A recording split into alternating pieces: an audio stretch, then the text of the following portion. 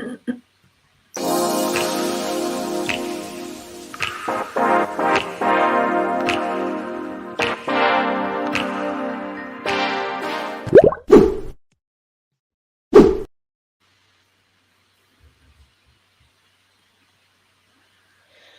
your interviewer asks you the question, why did you leave your previous employer? How are you going to answer? Would you be able to give a flawless response without throwing your previous employer under the bus? Today, we're going to help you confidently answer that question because winging it won't get you the promotion or job opportunity you desire. Don't go away. We'll be right back with how we can get you hired.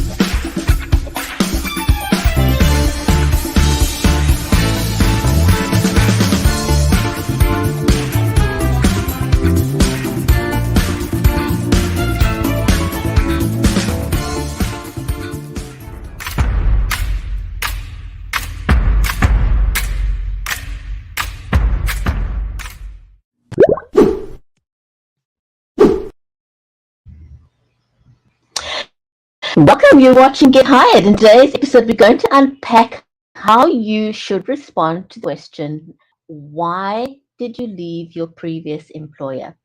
I'm your host, Bridgetti Lim Banda from Cape Town in South Africa, and our stream is made possible by StreamYard, Get Hired, and Be Live Media. So a special warm welcome wherever you're watching us, whether it's on Facebook, on YouTube, on LinkedIn, and also over on Amazon Live. A very warm welcome, everyone. My co-host today is Teresa Dukes. Now, one of the things that we also just sort of very matter-of-factly do when we do the show is give you one or two tips that can help you level up when you're doing an online interview. And we did that in our very, very, very first episode of Get Hired.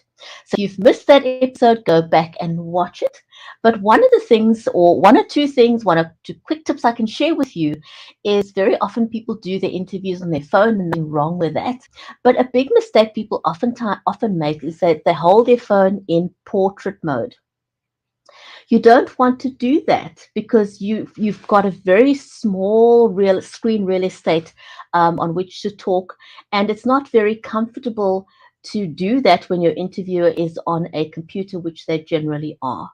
And then what will happen is that they'll have two black lines on the side, and it's not a very attractive look.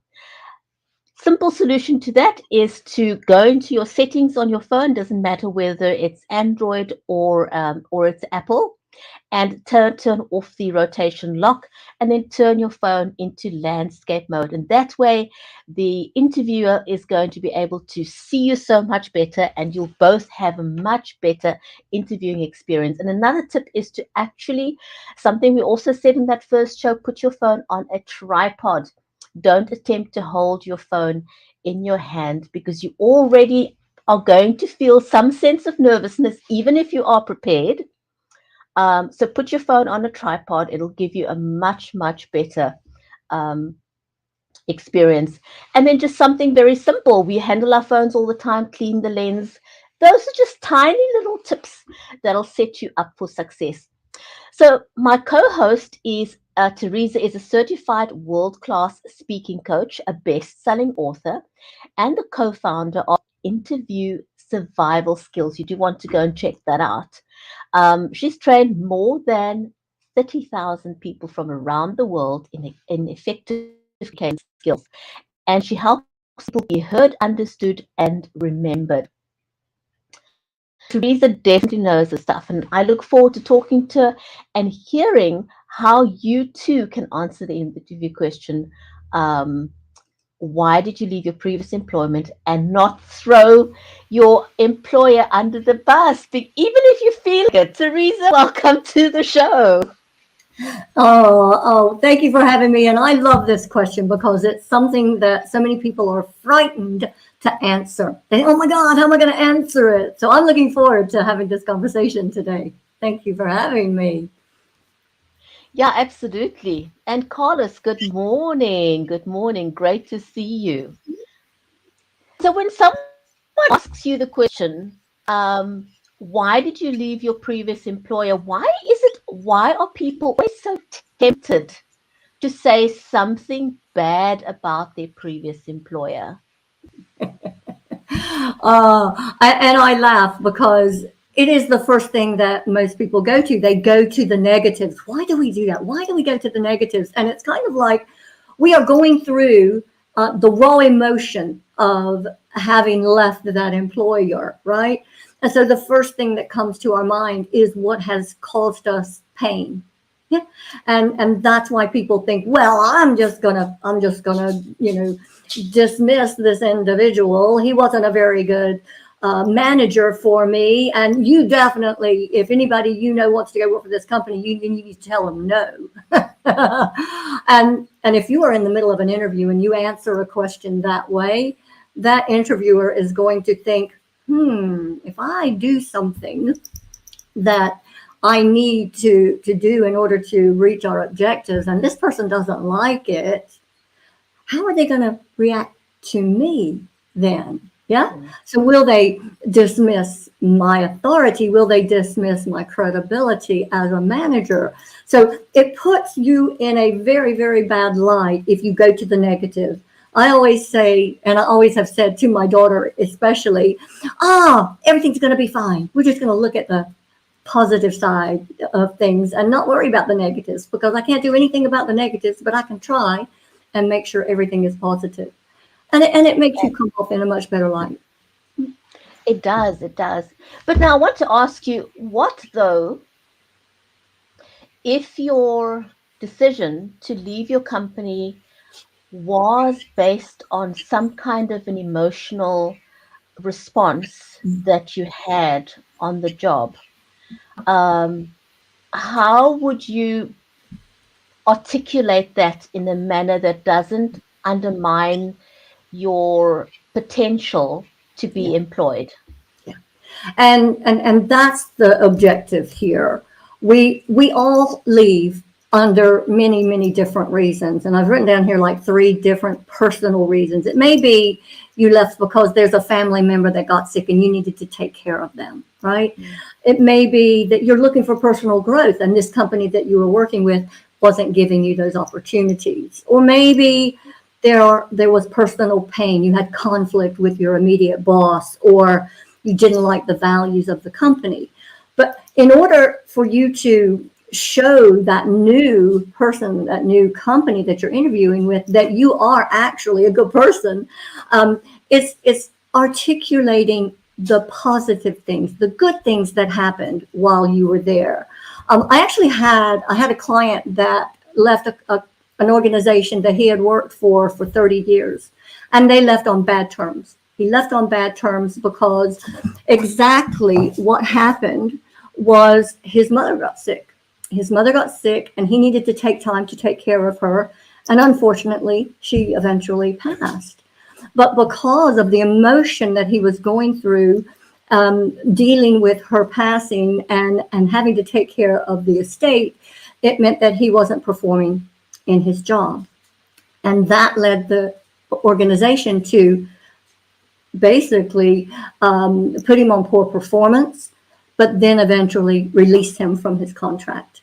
And it got to the point where he felt like he wasn't being listened to. They didn't understand his his point of view, what he was going through, and he wanted to take it to tribunal.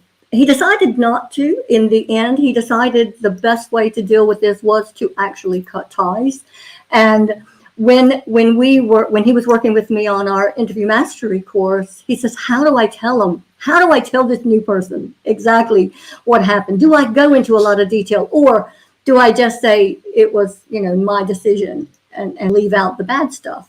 And with Aletta, who is my colleague, the person I work with in interview survival skills, we actually coached him to focus on the things that he was doing that were positive when he was dealing with his mother. There's nothing wrong with you telling them, "Hey, I had a relative that died, and it affected my performance." You can be honest. And then you have to go in and start to think about, what is it that I want to highlight? What positive or what competency can I highlight through answering this question? Even though I was away and I was underperforming at work, I was actually overperforming at home, because I then had to deal with a project to take care of the person I was caring for. I had to ensure that everything was taken care of. It was like running a different project that you never want to have to run.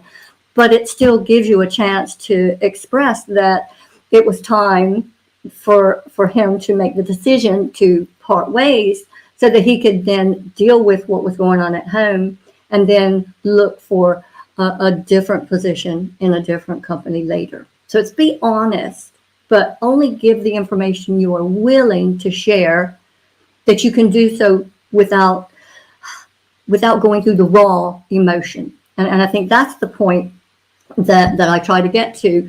If we haven't shared what has happened, we will break down if you are asked that question. Yeah. And if you think I'm going to talk about it, then you better have practiced the words and the amount that you're going to put into that response, so that it doesn't come across, and you're not in tears. It doesn't come across as someone who you really don't want to have, because they're going to be too emotional or whatever. You want to hold your emotion. You want to be honest, but you also want to show them that you're in control, and that you understand why you made the decision, and that you're bringing your skills and your expertise to them. Teresa, I think that is such a valuable thing, and you've just explained the value of coaching in these sort of circumstances. And I cannot help but reflect on the last 2 years through the pandemic and what that's done to many people. It was unprecedented times. We went through experiences that challenged us beyond words. And a lot of people lost their source of income. A lot of people lost their jobs because they weren't willing to put themselves in a compromised position, because they may have had a parent or somebody live with them that who may have endangered their lives, because of exposure. They may have lost their job due to that. And so there's a lot of emotional reasons during the pandemic for which people would have lost their jobs, and learning how to articulate that in a positive manner to make yourself employable will require some coaching to pull it off correctly. So for anyone watching this, there is great value. The show focused on promotion per se, but Teresa and Aletta do run this as a full-time business. So I would implore you, if you find yourself in that kind of situation, that you definitely want to seek out some coaching advice. What are some of the things that people could say that may inadvertently throw their previous employer under the bus? What could they say? That's wide open. Because I actually can recall somebody saying, they asked me why I left my previous job, and I told them, I said, my boss and I fought all the time because he was wrong and I was right. And you never want to say it that way. You never want to say it that way. I'm always right. Yeah. Get over yourself, darling. Okay. That's what I'd say to them. Get over yourself. We have to be able to appreciate that you're going to have personality clashes. You're not always going to get on with the person that you work with, but there will be some qualities about that employer or boss, whoever it is that you're dealing with, that you don't get along with, but they will have positive characteristics that have put them in that role because they need to do a job that requires them to be stern or forceful, directive. I would say a commander. So they've got a certain number of things they must get done, and it means that you need to follow their lead. And you may not like being that follower. It may be that you want to be the leader, and we have to work our way into that leadership position, but we have to do it by paying our dues sometimes. And a lot of people, and that's what I find with a lot of younger, not necessarily young like 20-year-olds, but more like the 35-year-olds that I find think they've done their time. I've done enough. I should be automatically pushed up the line. And that's not always the case. Still got to pay your dues. You still got to. What was I doing? I was listening to Jim Cathcart today, and he is a motivational speaker from the U.S. And he was talking about how we get to where we want to go.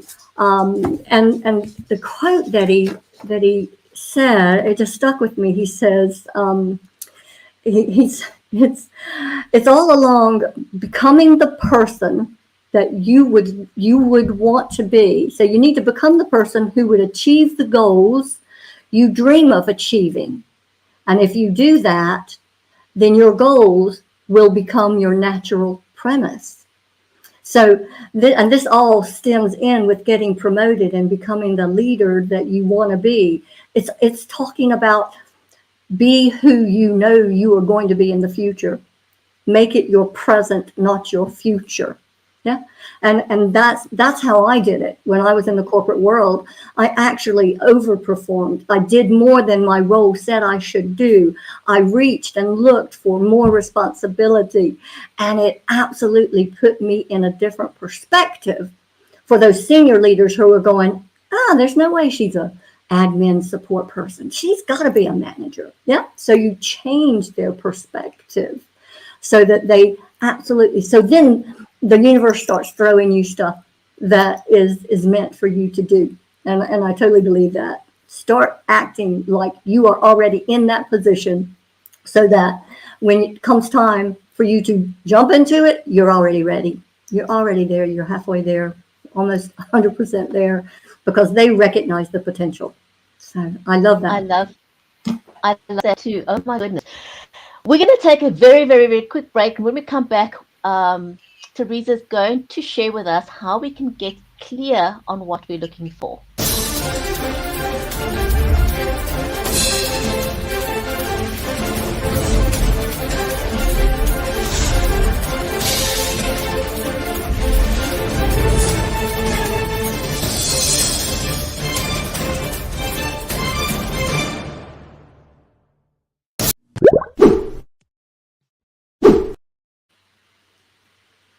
So, Teresa, how can someone who's a prospective employer or hoping to get employed be clear on what they want without sounding bombastic or not being confident enough?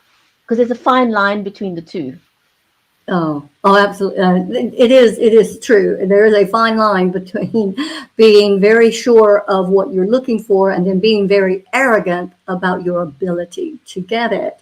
But also, going back to this question, why did you leave your previous employer?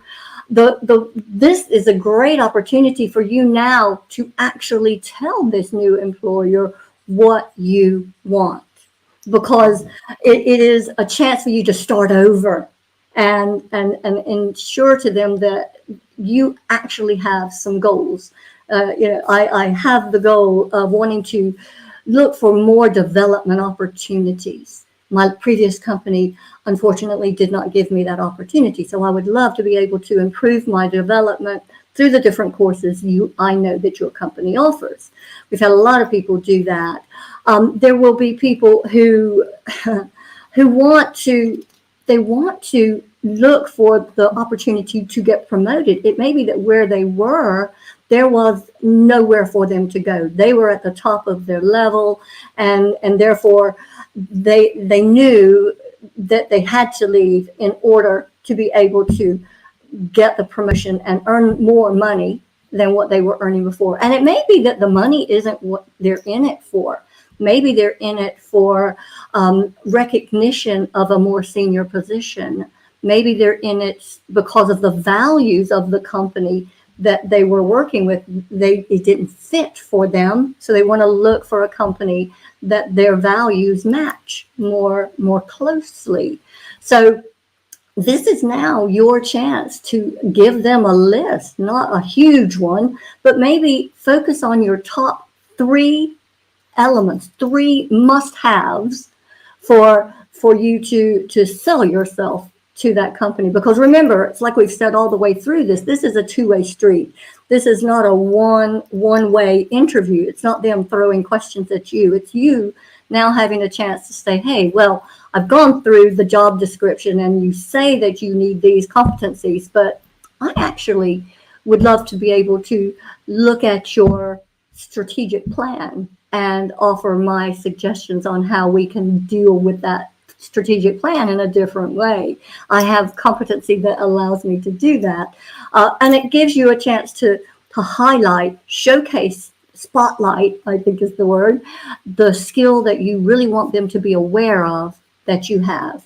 And those skills then play into different competencies and different opportunities that will get you what you want, the goals that you're aiming for. So it's just a couple of little tips there.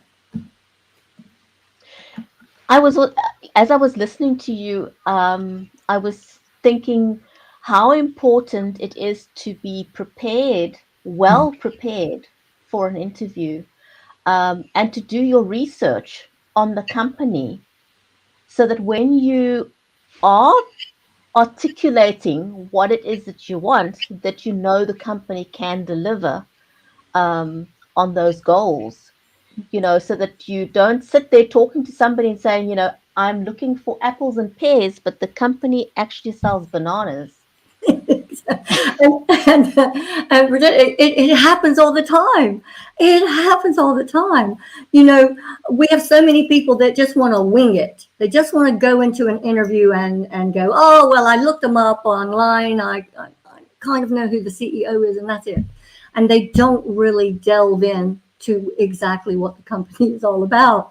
I worked with a youngster, and I say youngster because this individual was about between 18 and 20 years old, trying to figure out where he wants to go in his life. His family want him to go this way, but he thinks he wants to go a different way. So he's kind of being pulled in all kinds of directions. But when we were working together, I always would ask, hey, have you researched the company? I gave you the template. Have you looked into what they do? Do you know the industry they're in?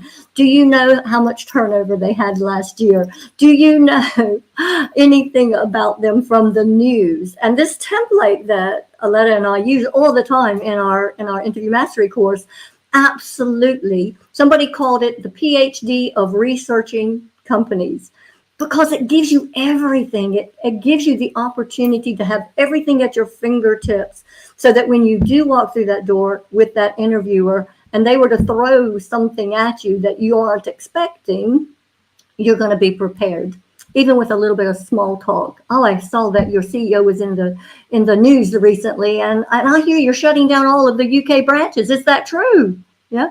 So having done thorough, and I'm not just saying, nip in and look at it, but have thorough research of that company, it will show that company that you are serious, that you do want to work for them or work with them, and that you are competent and conscientious of getting yourself ready to answer their questions or to even ask them your own questions. Wow, that is amazing. But and it's attention to the little things. I think that people often overlook in an interview, those little nuances, and I think that's the value of getting coached, because you're getting an outside opportunity. Someone listening to you from the outside that you are not emotionally attached to. It's very different, when you're asking your mom or your dad or your best friend, because they're always going to be biased. Yeah. But you want somebody that's going to tell you, how you are coming across, um, from a perspective of an employer, not somebody that is looking at you with emotional glasses on. Yes. Oh gosh, we're going back to emotion again. Yeah, but you're spot on. There are so many people who think, well, my preparation is doing exactly like you said. Do a little bit of research on the internet, possibly looking at rehearsing a few questions with my family, but also thinking I can do it on my own. I'm a professional, and I've had this from a few people that I've coached. Before they walked in and asked for my help, they said, "Oh, I'm a professional. I can do this. I'm an intelligent individual. I think I can answer these questions okay." But in reality, when they came to me and we went through some of the things that they thought they knew really well, they went, "I wasn't as prepared as I thought I was." And it's because a coach is going to sit there and they're going to draw out of you some of the things that you have completely forgotten about, or that you don't recognize as strengths or achievements or accomplishments. And then finding a way to turn those accomplishments into stories, which is what the interviewer is looking for. They are looking for you to have a conversation with them. Tell them a story about a time when you had a leadership opportunity and you failed. They don't want you to just say, "Hey, I I led this team and we only made 1 million turnover," when in reality they were meant to be increasing their turnover to 20 million. Yeah. That we want to hear a story. We want to understand the situation. What did you do strategically to challenge yourself to overcome that challenge? And what action did you specifically take? So then we can understand what role you played within those particular questions. And it's also important that you recognize you had impact. You had impact on that particular experience with the company. You had impact on the company. You saved them time. You saved them money. You saved them efficiency by pulling together a process that is still being used today. Or actually, you had impact on your teammates because they saw how to run a project properly through following your lead. There are all types of results that can be delivered within your answer, but it shows that you've looked at it with a much, much higher level hat on. I say it's the helicopter view. It's like, let's take it Yeah, strategic, take it to the let's strategy. take it out a bit. Yeah. Yeah. Teresa, I do want to ask you one question. Here's a scenario: you've come back for a second interview, and your interviewer says to you, one of your references gave you a bad reference. How do you respond to that without coming across or being vindictive? Mhm. So and that's like it's like your ears perk up, don't you? Go, who was it? Who was it? Right?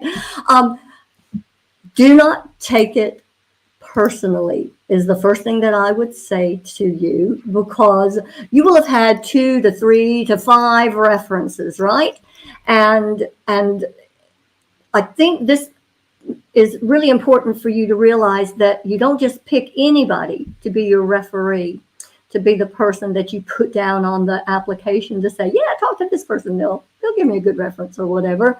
It's actually talking to the people that you want to be your referee and ensuring that you guys are on the same hymn sheet here, right? You don't want that to be a surprise in the interview. But if it does happen, and I have had different occasions where people have said, "Oh my God, they threw me under the bus." Yeah, you actually have to take the higher road and potentially do not try and justify yourself. There's so many people that'll be going, oh my God, well, it wasn't my fault. It was this project was too hard, or my team was a really bad team. So it's like I said at the beginning, we start with that positive solution to this. And you go to the elements of your work in that company and explain why you did the job that you did and the achievements that you achieved.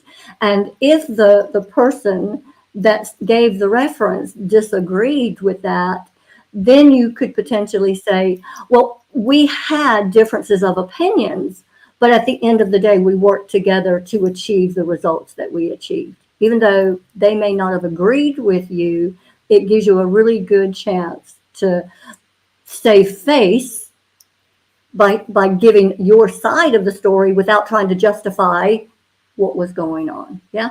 But yeah, definitely. I like Wendy. Wendy's going, yeah, a courteous heads up for your reference goes a very long way. And that is so true. Yeah. So, with people still doing a lot of interviews online these days, I'm also curious to know, do you coach people on being able to respond to such awkward questioning? Because I mean, a lot of people are still not comfortable in front of the camera because there's a lot of normal pressure when you're doing an interview, but there's just that additional layer of pressure when you having to interview on camera and it's something out of your comfort zone. And so, one's emotional response in an uncomfortable situation, like we were just talking about, is to sort of kind of go red in the face. And that may be something that may be misconstrued by your interviewee. So, in the coaching process, do you also teach people the skills of how to cope with an uncomfortable question like that without having a physical response? Or do you also teach them what to do if they have a physical response, like going completely red in the face? Yes. Yes, yes, yes. But it is so true that there are going to be times when you are caught out where you will react, you will turn red, you will go, your eyes will give you away. And when we're across the camera like this, it's so hard. There's so many times people will answer questions and they'll answer it like this, no eye contact whatsoever. And if they are not looking at the camera and they're not looking at you, the interviewer, whichever way that they're trying to do it, whether they're trying to look at their camera or they're trying to look at you because they're looking down at the square, it's important that you hold the eye contact of that interviewer. If you are called out and you do feel yourself flushing, going, and I am naturally a natural redhead, so I flush easy, fair skinned, and and especially if you got hot flashes. Okay, well that's a different story. That too. Yeah. So it's important that you try and recover from that, because it may be that you do something unconscious. It's like you unconsciously roll your eyes. It's like, oh my God, I knew they were going to ask me that question. I really don't want to answer it. So I help coach people to work through those hard questions so they are ready for something like that, and they aren't caught out. That they can control their emotion. They can control how they answer it. Sometimes people will get a little bit nervous and they'll start jumping up and down in the chair, or they'll start, I'm going to answer this question. I know how to do this. Yeah. So it's just being professional, but you definitely want to be able to come across in a professional light. You don't want to react. You want to be proactive so that you have already dealt with that issue. So when it comes time for you to answer that hard question, you're in control. And that's what, you're composed, you're in control, you're cool. Cool as a cucumber, they say. I think that's a good phrase. Absolutely. Oh my goodness. Teresa, thank you so much. This was amazing. And if you've missed this episode, please go back and watch it. Our past episodes are also still available online on the replay. And I think next time for the next episode of Get Hired, Aletta will be able to join us as well. So thanks very much, Teresa, and thanks to our audience. Special shout out to Wendy over on LinkedIn and also to Carlos. And do join us on the next episode of Get Hired. We will advertise it and let you know what we'll be discussing on the next episode. Teresa, stay well. Thanks for joining me. Thank you so much. Have a great A day. big pleasure. Take care, everyone, and thanks again, Wendy.